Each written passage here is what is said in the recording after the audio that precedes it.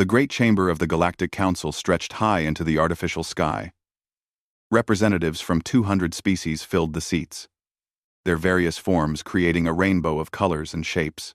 At the center platform stood Commander Zarthok of the Kravax Empire. His forearms gestured dramatically as holographic images floated above the assembly. "Honorable council members," Zarthok announced, his voice translator carrying his words to every corner. "Today, I present a petition for invasion rights to a newly discovered world. The planet is called Earth by its inhabitants." The hologram showed a blue and green sphere, beautiful and rich with resources. Murmurs of interest rippled through the chamber. Resource-rich worlds were valuable, and this one looked perfect. "The dominant species calls themselves humans," Zarthok continued. Images of humans appeared, showing their simple, two-armed, two-legged forms. They are primitive. They have barely touched their own moon. They possess no shields, no plasma weapons, and no faster-than-light travel. Their most powerful weapons are crude nuclear devices. Laughter echoed through the chamber. Nuclear weapons were ancient technology, something most species had abandoned thousands of years ago. The idea of such a primitive world posing any threat seemed ridiculous. Ambassador Zelthar of the Void Collective rose from his seat.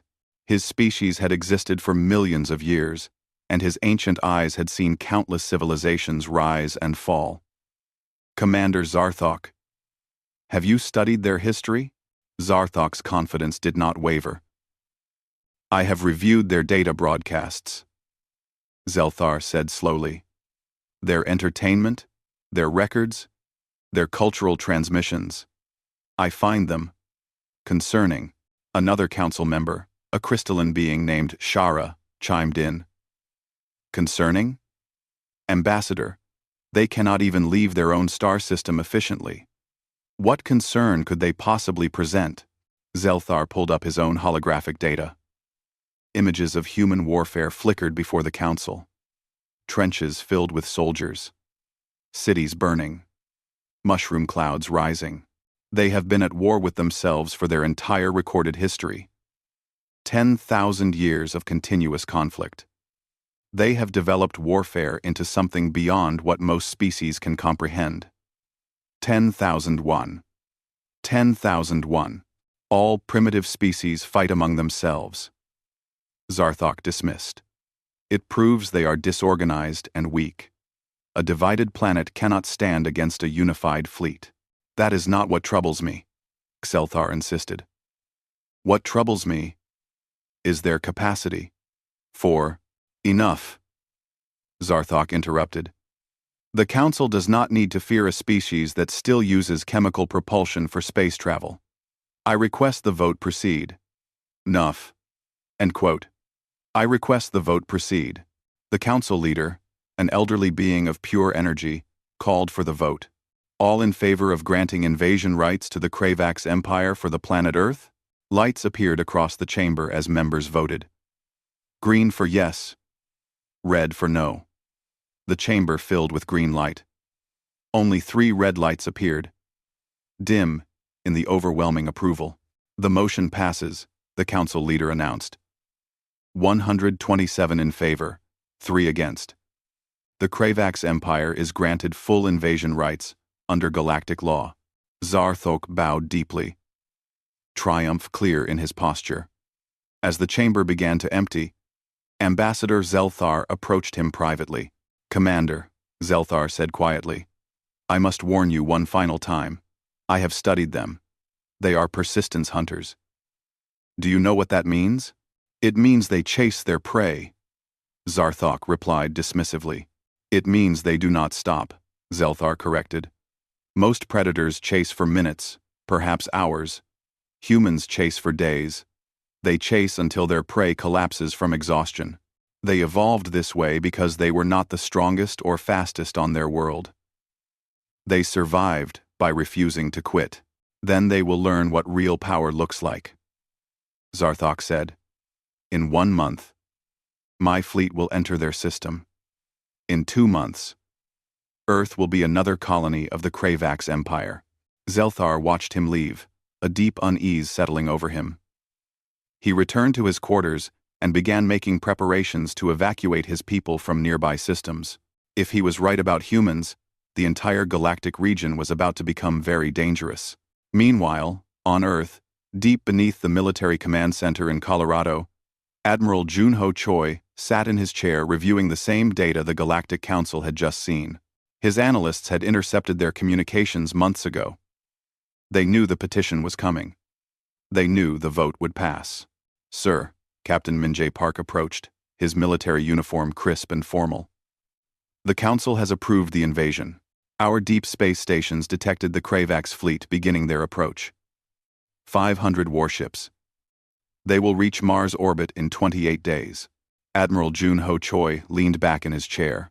A slight smile crossed his weathered face. 28 days.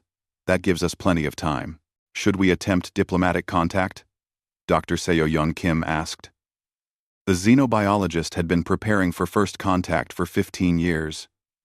She had always hoped it would be peaceful. They made their choice, the Admiral replied. They voted to invade us. They see us as primitives to be conquered. He stood up, his full height imposing in the low-lit command center. They forgot to ask themselves a very important question. That. What question, sir? Captain Min-jae Park asked.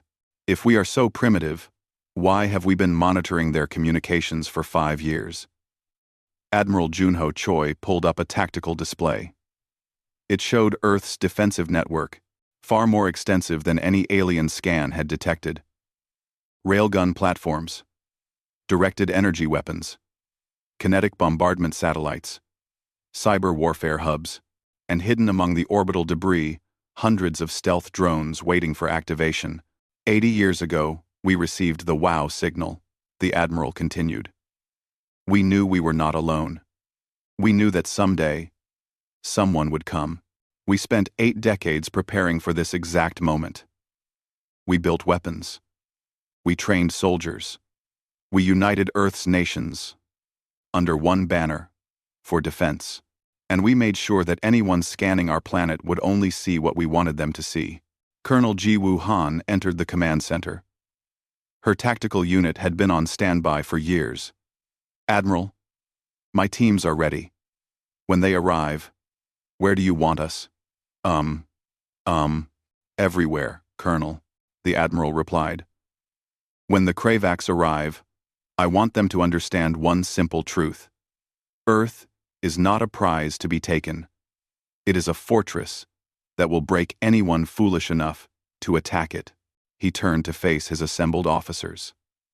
In 28 days, the Kravax will arrive expecting easy conquest. Instead, they will learn why humanity climbed to the top of Earth's food chain. They will learn why every creature on our planet fears us. And they will learn why the galaxy should have left us alone. Captain Min-jae Park felt his heart race with anticipation. Your orders, sir? Admiral Junho Choi's smile grew wider. Prepare for war, and make sure we document everything. When this is over, we want every species in the galaxy to see the recording. We want them to learn from the Kravax's mistake.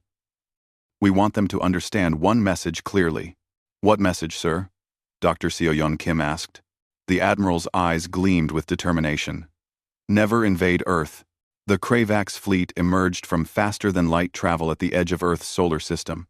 500 warships, each one capable of destroying a city with a single blast. Commander Zarthok stood on his flagship's bridge, watching the primitive blue planet appear on his view screen. Open a channel to the planet, he ordered. Standard invasion protocol. Demand their surrender. The communications officer worked quickly. Within moments, the channel opened. A human face appeared on the screen. The translator identified him as Captain Min-jae Park of Earth Defense Station Sentinel-7. Attention, primitive species. Zarthok announced formally. This is Commander Zarthok of the Kravax Empire.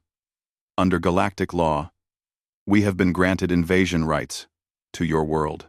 You will surrender immediately and prepare for occupation. Resistance will be met with total destruction. Captain Minjae Park listened calmly. His expression showed no fear, no panic.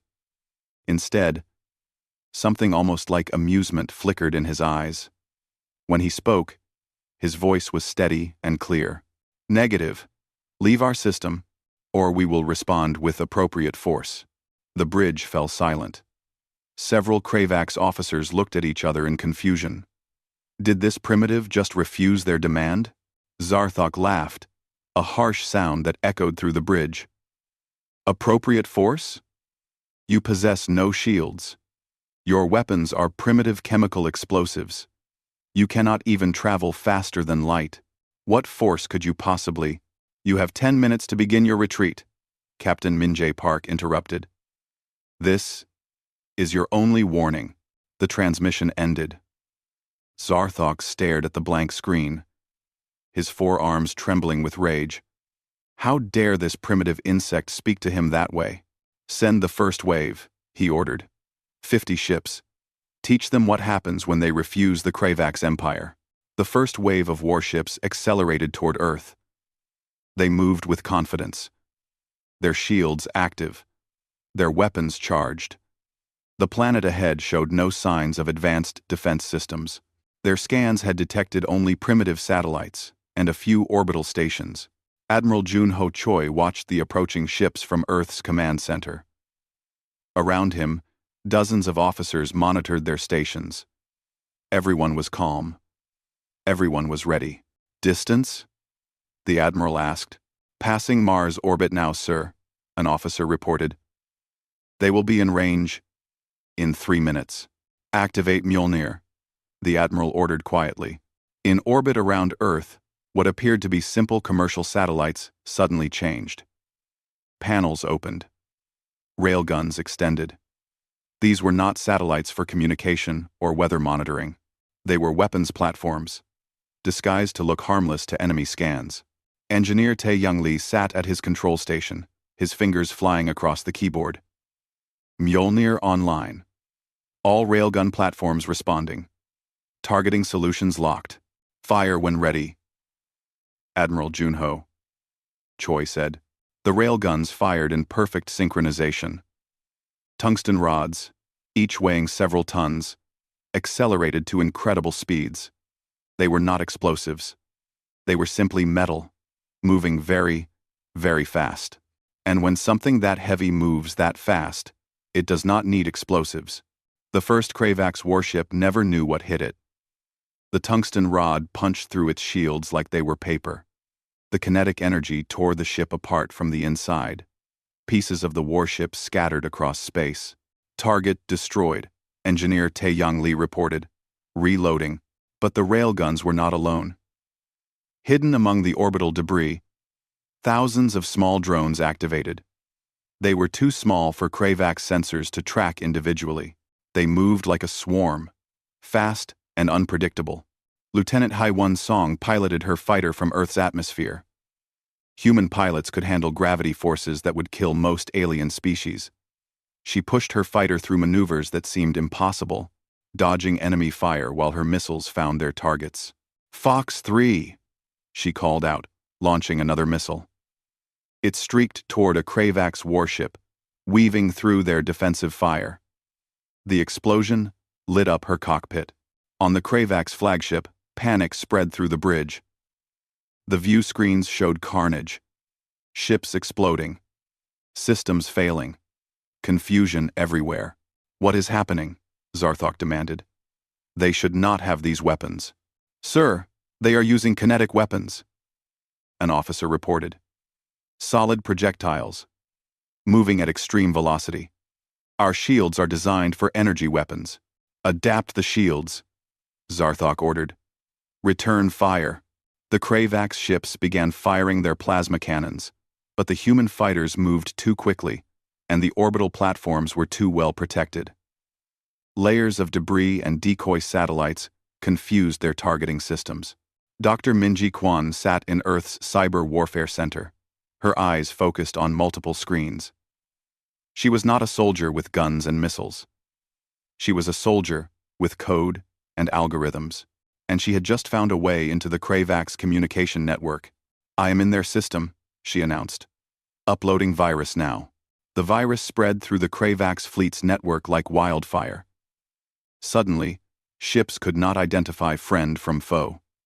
Their identification systems showed every ship as an enemy. In the confusion, 3 Kravax vessels fired on their own allies before officers could manually override the systems. "Pull back," Zarthok ordered. "Retreat to defensive formation." But the humans did not let them retreat easily. Colonel Ji Woo Han led her marine boarding teams in small, fast assault ships. They targeted the damaged Kravax vessels, docking with them before the aliens could respond. The Kravax crew had never experienced boarding actions.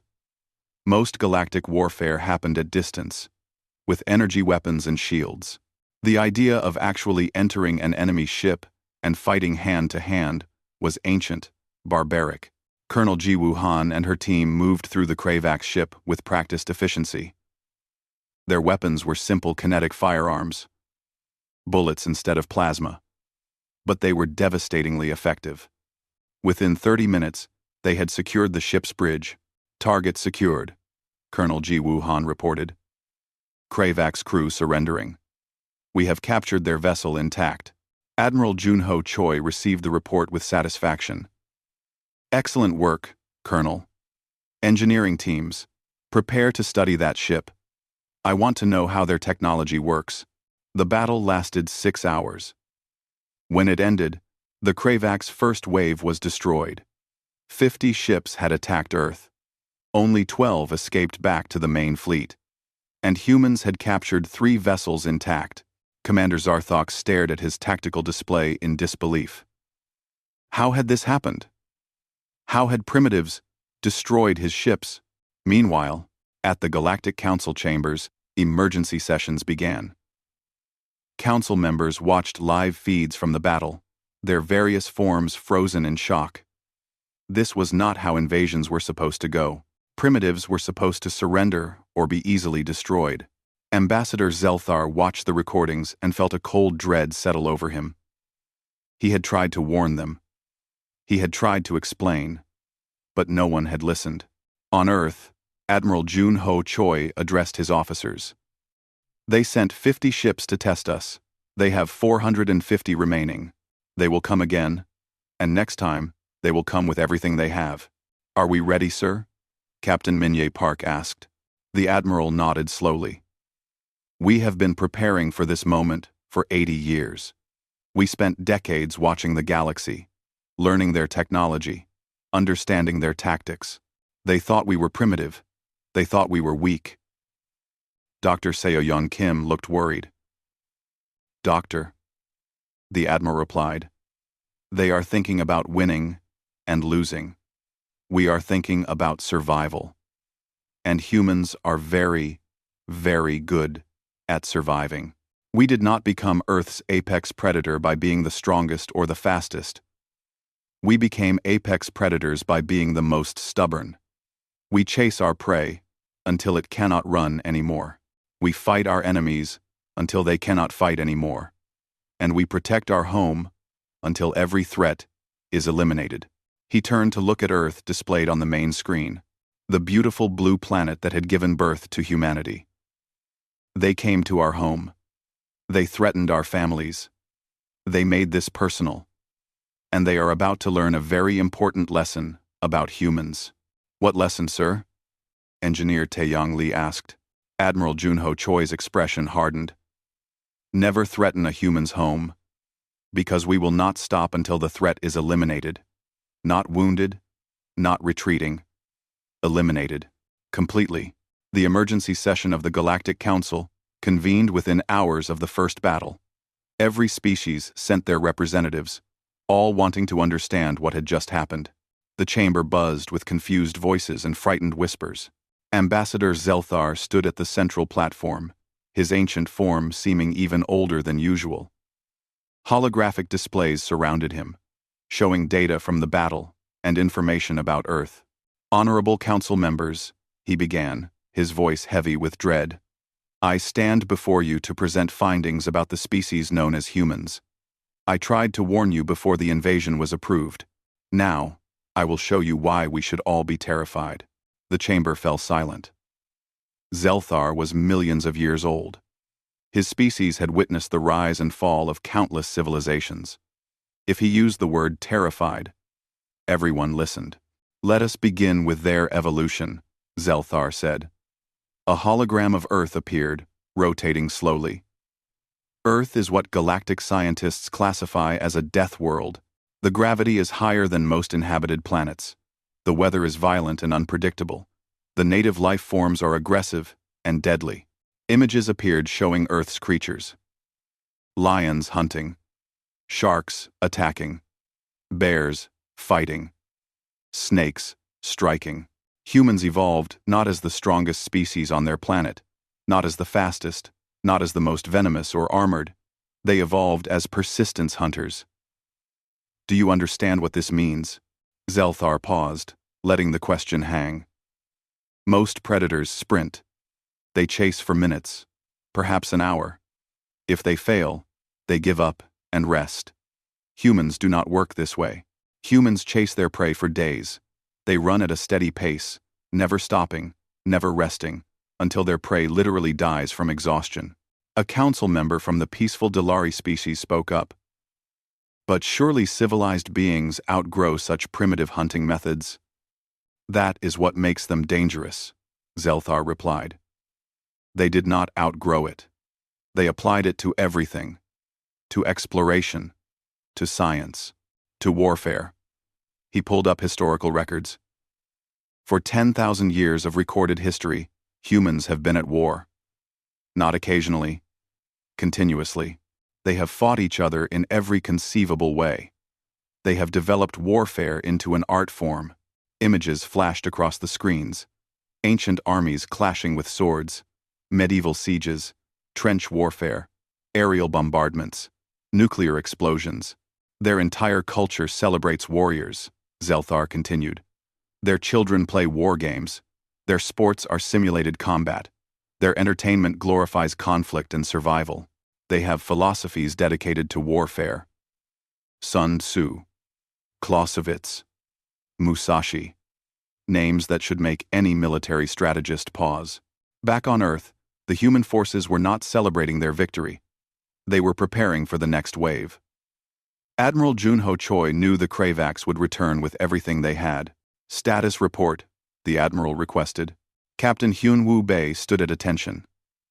"Sir, our fleet is at 90% readiness. We have reverse-engineered basic shield technology from the captured Kravax vessels. Engineer Tae-Yang Lee says he can install prototype shields on our capital ships within 48 hours. 48 hours? The admiral repeated, surprised. The Kravax took 200 years to develop shield technology. Engineer Tae-Yang Lee shrugged modestly. "We had working examples to study, sir. And we are very motivated. Also, human engineers have a saying, if it is not working, hit it with a hammer. If that does not work, hit it harder. If that does not work, use a bigger hammer." We applied this philosophy to alien technology. Despite the tension, a few officers chuckled.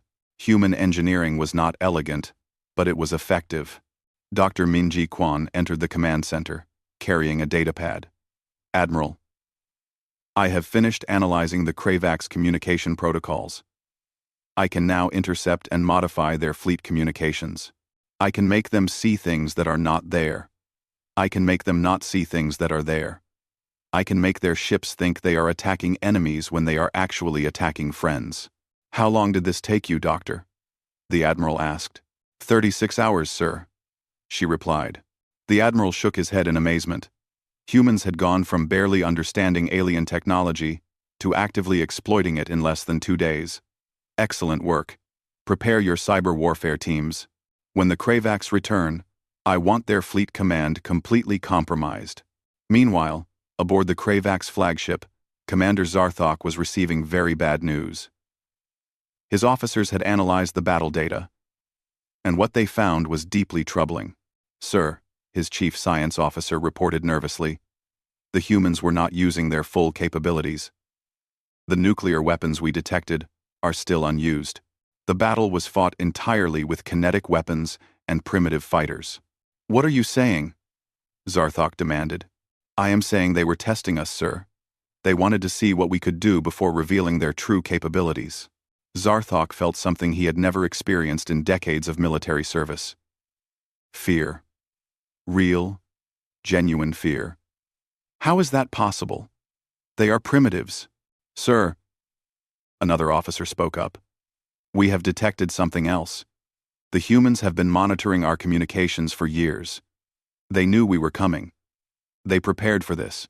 Back at the Galactic Council, Ambassador Xelthar continued his presentation. The humans have a concept they call acceptable casualties. Most species will retreat if losses exceed 10 or 15%. Humans consider 40% losses acceptable if the mission succeeds. They will sacrifice themselves willingly if it means their species survives. He pulled up footage from human history.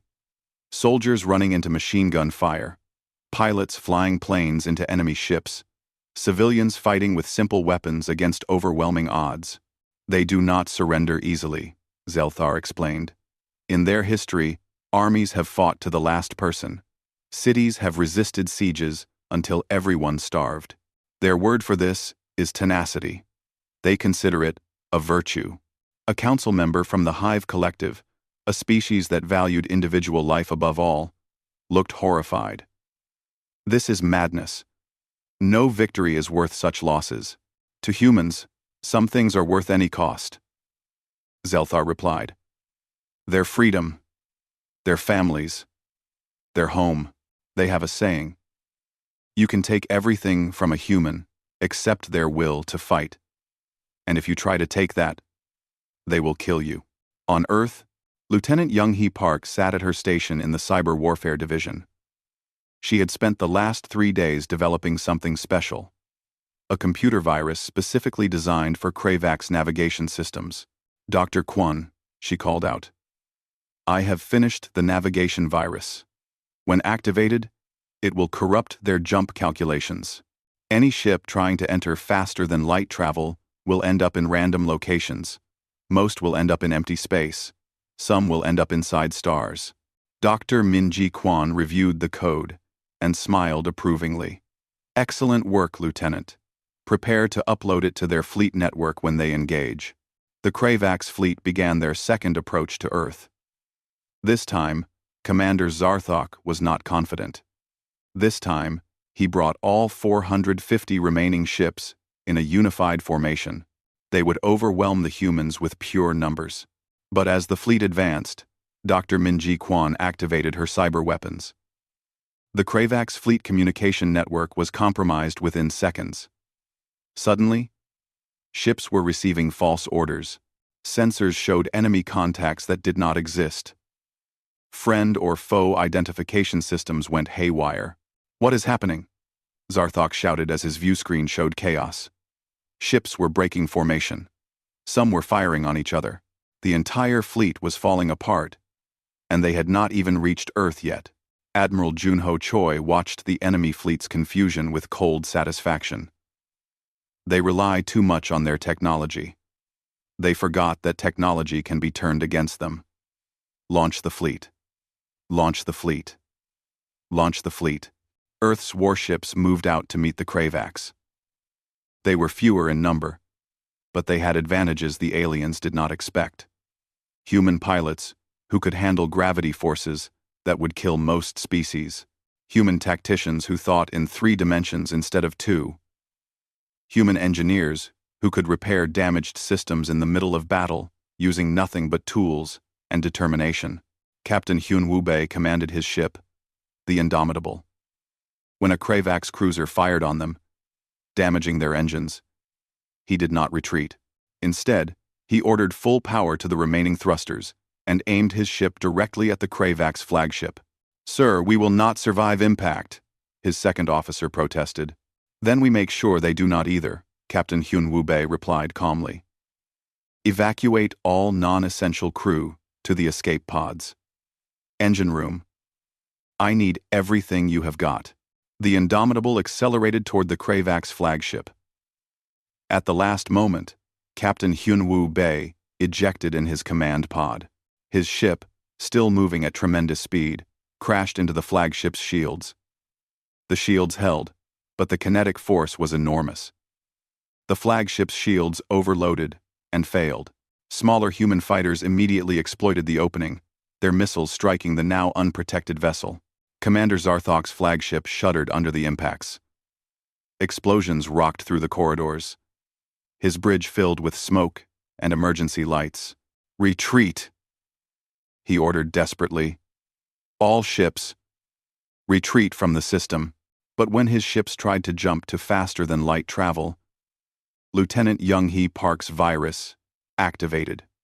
Navigation systems throughout the fleet corrupted simultaneously. Ships jumped to random coordinates. Some appeared near Jupiter. Some appeared near the Sun and were instantly vaporized. Some appeared in the cold darkness between solar systems, stranded without enough fuel to return. Admiral Junho Choi watched as the Kravax fleet scattered in panicked chaos. "Send the message," he ordered. "All frequencies. I want every species in the galaxy to hear this." His face appeared on communication channels throughout the region. "This is Admiral Junho Choi of Earth Defense Force. The Kravax Empire came to conquer our world. They saw us as primitives, as prey. They were wrong. Let this be a lesson to every species watching. Earth is not prey. We are predators, and we are very, very good at what we do." The scattered Kravax fleet tried desperately to regroup.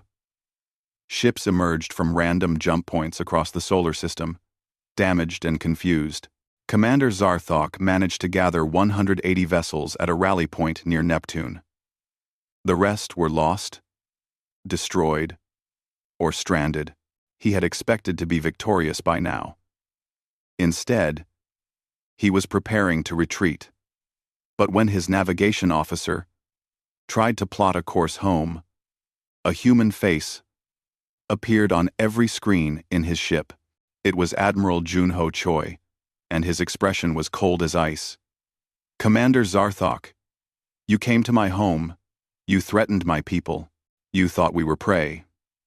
The Admiral paused, letting his words sink in. "Now you run. But we are persistence hunters. Running only makes the chase more satisfying." The transmission ended.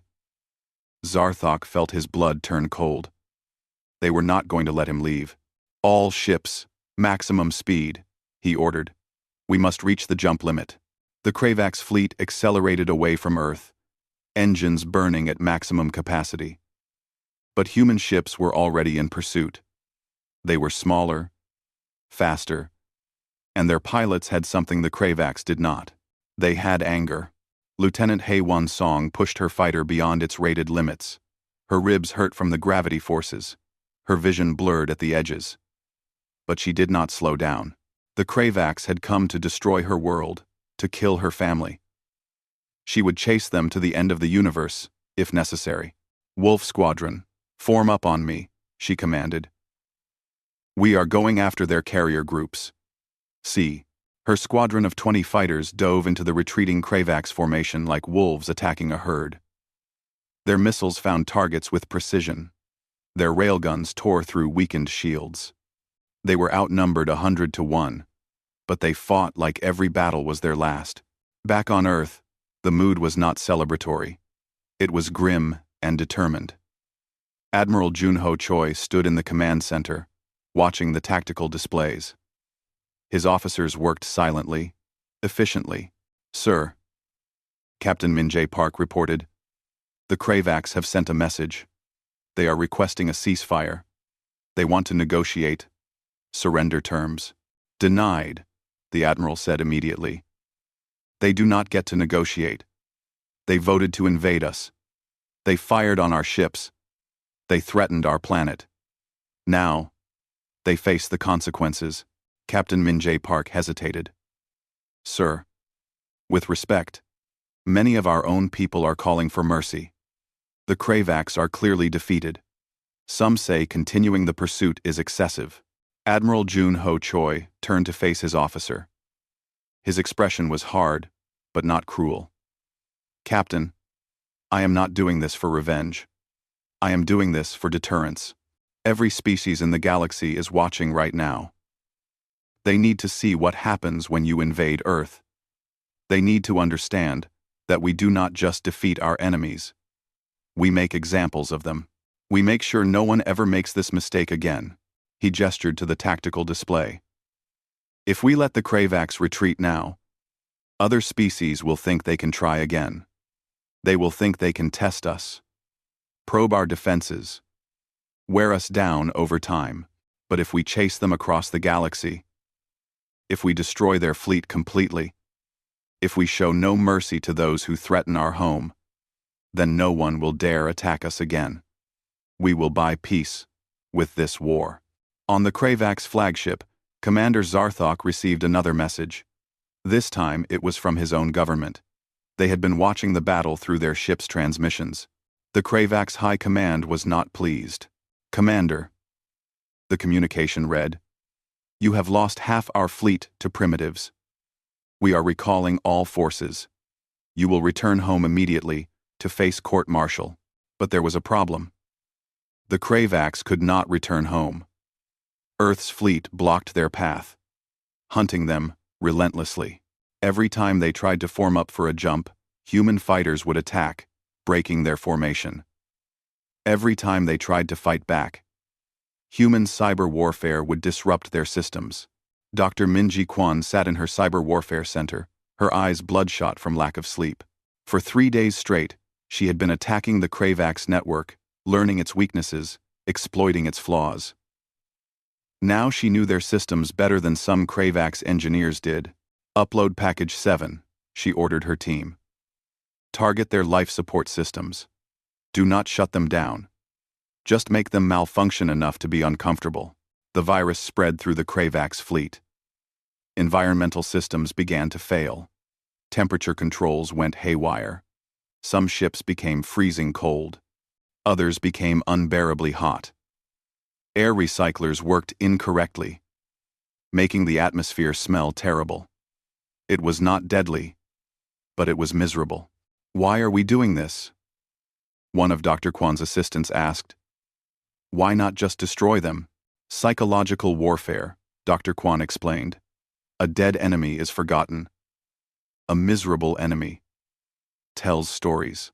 Right now, every Kravaks crew member is learning what happens when you invade Earth. They are cold, tired, scared, and uncomfortable. When this is over, they will go home and tell everyone about it. They will tell their families, their friends, their government. And everyone who hears the story will think twice before threatening Earth. Meanwhile, Colonel Ji Wuhan and her boarding teams captured 2 more Kravaks vessels. But this time, instead of just securing the ships, they did something unexpected. They treated the wounded Kravaks crew members. Human medics, trained in alien biology by Dr. Seo-Yeon Kim, provided medical care to injured Kravaks soldiers. They gave them food. They gave them water. They gave them blankets. One Kravaks warrior, bleeding from a wound in his torso, looked up at Colonel Ji Wuhan in confusion. Why do you help us? We came to conquer your world. Because we are not monsters, the colonel replied. We will fight you to protect our home. We will chase you across the galaxy if necessary. But we do not torture prisoners. We do not let wounded enemies die when we can save them. This is the difference between us and you. You came to conquer. We fight to protect. The Kravaks warrior did not understand.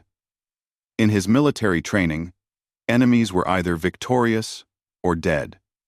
There was no middle ground.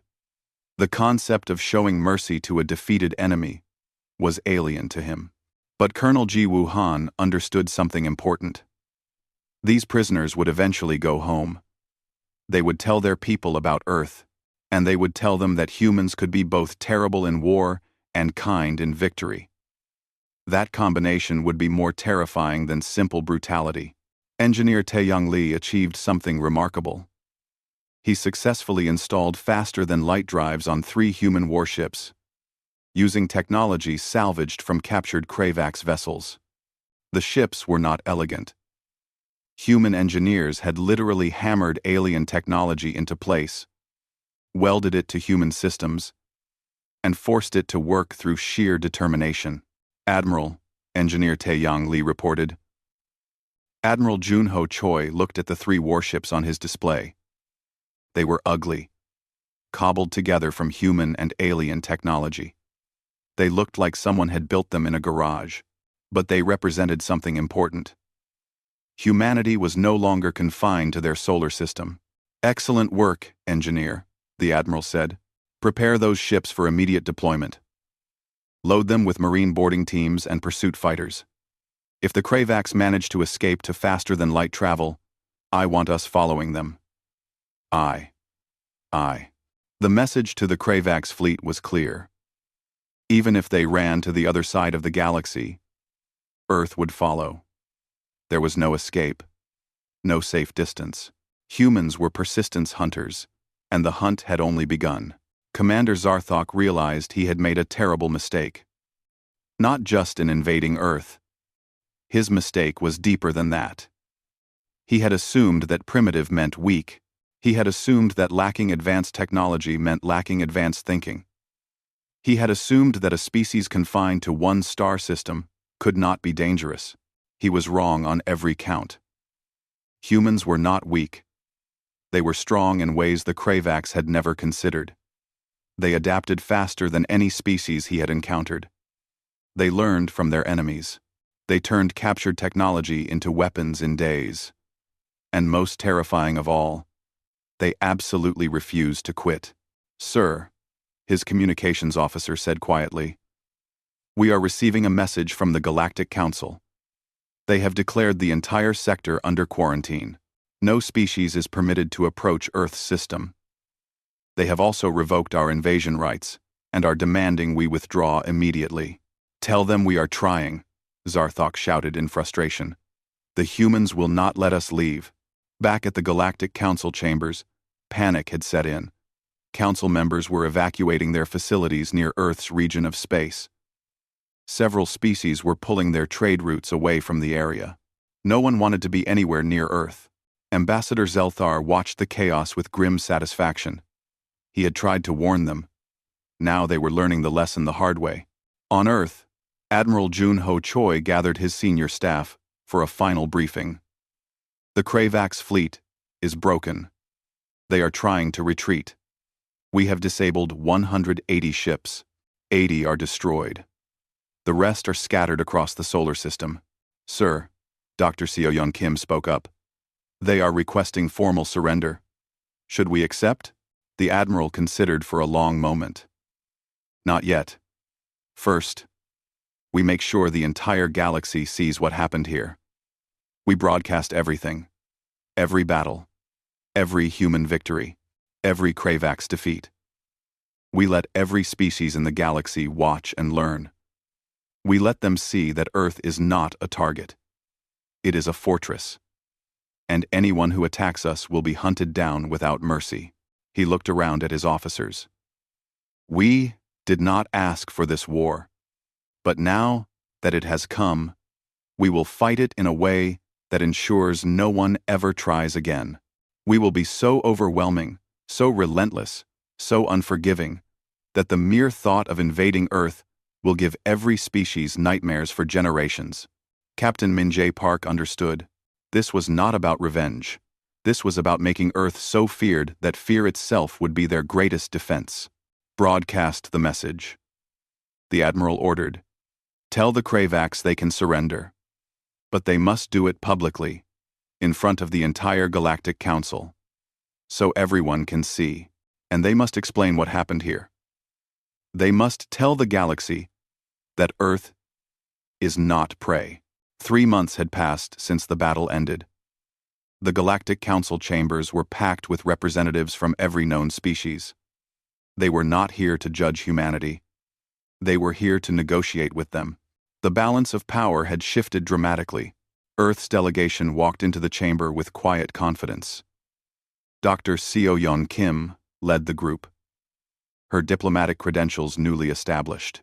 Beside her walked Admiral Jun-ho Choi, still in his military uniform. Behind them came Captain Min-jae Park, Colonel Ji-woo Han, and Engineer Tae-young Lee. They represented Earth's first official contact with galactic civilization. The chamber fell silent as they entered. Every species watched them carefully. These were the humans who had destroyed the Kravax fleet. These were the people from the Death World who refused to be conquered. Dr. Seo-yeon Kim stood at the central platform where Commander Zarthok had once confidently presented his invasion petition. The irony was not lost on anyone present. Honorable Council members, Dr. Kim began, her voice clear and professional. 3 months ago, this council voted to grant invasion rights to the Kravax Empire. You saw Earth as primitive. You saw humans as easy prey. Today, I stand before you to present a different perspective. Holographic displays activated around her, showing Earth's defensive capabilities, technological achievements, and military strength. The council members shifted uncomfortably as they watched. We are not primitives, Dr. Kim continued. We allowed you to think we were. For 80 years, we have been monitoring galactic communications. We knew you existed. We knew someday someone would come. We prepared.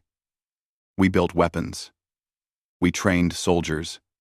We disguised our true capabilities to appear weak. Ambassador Zelthar, the only council member who had predicted the disaster, spoke up. Dr. Kim, why did you hide your capabilities? Why not announce yourselves to the galaxy peacefully? Dr. Kim smiled slightly. Because we learned from watching you, Ambassador. We observed how the galaxy treats new species. The strong are respected. The weak are conquered. We chose to appear weak until we could prove we were strong. The Kravax gave us that opportunity. A council member from the Delari species asked nervously, What do you want from us? Are you here to declare war on the council? No. Admiral Jun-ho Choi stepped forward. We are here to join it. We want full council membership, technology exchanges, and mutual defense agreements. We want to become part of the galactic community, not its enemy. The chamber erupted in confused whispers. They had expected threats, demands, maybe even conquest. They had not expected a request for membership. Why would you want to join the council that authorized your invasion? Another representative asked. Because mistakes can be corrected, Dr. Kim replied. The council made a terrible error when you approved the Kravax petition. But errors are opportunities to learn. You learned that Earth is not a target. Now we want to teach you what Earth can offer as an ally. Captain Min-jae Park activated another display. It showed human technological achievements from the past 3 months. Shield technology, adapted and improved. Faster than light drives built from salvaged parts. Cyber warfare capabilities that could penetrate any known network. Medical techniques developed from studying captured Kravax physiology. In 3 months, we reverse-engineered technology that took most species centuries to develop, Captain Min-jae Park explained. We did this because humans are very good at learning. We adapt. We overcome. We improve. Imagine what we could achieve if we worked with the galaxy instead of against it. The captured Kravax crew members were brought before the council. They had been treated well during their imprisonment. Fed, given medical care, and treated with dignity. Now they testified about their experience. We expected them to kill us. One Kravax officer admitted. We would have killed them if positions were reversed. But they did not. They saved our wounded. They gave us food and shelter. They treated us like people, not like defeated enemies. Another Kravax warrior spoke. I have served in many campaigns, I have seen many species fight, but I have never seen anything like humans. They fight with a ferocity that terrifies me, but then they show mercy with a kindness that confuses me. They are warriors and healers at the same time. I do not understand them, but I respect them. Commander Zarthok himself was brought forward. He looked diminished, his 4 arms hanging limply at his sides. 3 months, as a prisoner, had taught him humility. I was a fool, he admitted before the council. I saw primitives and thought they were weak. I saw simple technology and thought they were stupid. I did not see their true strength until it destroyed my fleet. He looked directly at Admiral Junho Choi. They are not primitives. They are the most dangerous species I have ever encountered, and if I had known what they were truly capable of, I would never have approached their system. The Admiral nodded slightly, acknowledging the admission. Then Commander Zarthok continued. But they are also the most honorable enemies I have fought. They could have killed us all. They could have tortured us for information. They could have shown us the same cruelty we would have shown them. Instead, they showed us mercy. They taught us that strength and honor can coexist. I recommend this council accept their membership petition immediately. The council chambers filled with discussion. Representatives debated among themselves. Some were still afraid of humanity. Others saw the potential benefits of having such capable allies. Ambassador Zelthar rose to speak. I have studied humanity extensively these past months. I have reviewed their history, their culture, their achievements. What I have learned has changed my understanding of what civilization can be. He activated displays showing human culture, art, music, literature, philosophy. They are not just warriors, they are creators. They have developed over 200 distinct languages. They have survived multiple extinction events on their death world and emerged stronger each time. They have philosophy and art alongside their weapons. They have compassion alongside their capacity for violence. What makes them truly unique, Zelthar continued, is their ability to unite when facing external threats. Despite their internal conflicts, despite their different cultures and beliefs, they came together to defend their world as one species. This unity, combined with their adaptability and determination, makes them invaluable as allies and terrifying as enemies. The vote was called. Every species cast their decision. This time, there was no debate. The vote was unanimous. Earth would receive full council membership. Dr. Seo-yeon Kim received the news with grace. Thank you, honorable council members. Earth accepts membership with gratitude. We look forward to contributing to galactic peace and prosperity. But it was Admiral Junho Choi who delivered the speech that would echo through galactic history. He stepped forward, his presence commanding attention. You came to Earth expecting prey, the Admiral said. You found predators. But we are not monsters. We are survivors. Our planet tested us every single day of our evolution. Earth has more dangerous predators, more deadly weather, and more hostile environments than most worlds. We did not just survive this. We thrived. He gestured to his fellow humans. We learned to cooperate because, alone, we died. We learned to innovate because stagnation meant extinction. We learned to fight because everything on our world was a threat. But we also learned art, music, love, and mercy. We are not just warriors, we are dreamers, creators, and explorers. You feared the humans who fight, Admiral Junho Choi continued, his voice growing stronger. Wait until you see what we can create instead of destroy. Wait until you experience human medicine, human engineering, human art. We can be your fiercest enemies, or your most loyal friends. The choice was always yours. You chose hostility, so we showed you our strength. Now we invite you to choose friendship, and we will show you our creativity. The chamber remained silent for a long moment. Then, slowly, representatives began to applaud. It started small, but grew until the entire council was showing their approval. Over the following year, Earth's integration into galactic society proceeded rapidly. Lieutenant Haewon Song was offered a position training alien pilots in advanced combat maneuvers. She accepted and became famous for teaching methods that most species found impossible, but incredibly effective. Dr. Min-ji Kwon joined a joint cybersecurity task force, helping protect the galactic network from threats. Her human perspective on security, seeing vulnerabilities others missed, made systems significantly more robust. Colonel Ji-woo Han became Earth's first ambassador to the Kravax homeworld. Her role was helping them rebuild their military using human principles. Strength combined with honor, power combined with restraint. The Kravax learned that true strength came not from domination, but from protection. Engineer Taeyang Lee led Earth's expanding faster-than-light development program.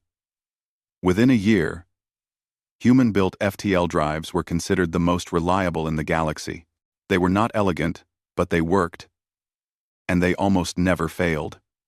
Human engineering had a reputation: ugly, but functional. Trade routes were rerouted to include Earth's system.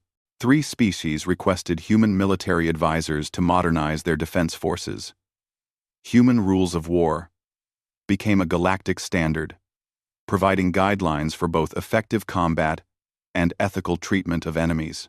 The phrase, "Do not make the humans angry," became common wisdom throughout the galaxy. But equally common was, "If you are in trouble, call the humans." Earth's capacity for both overwhelming force and unexpected kindness became their defining characteristic.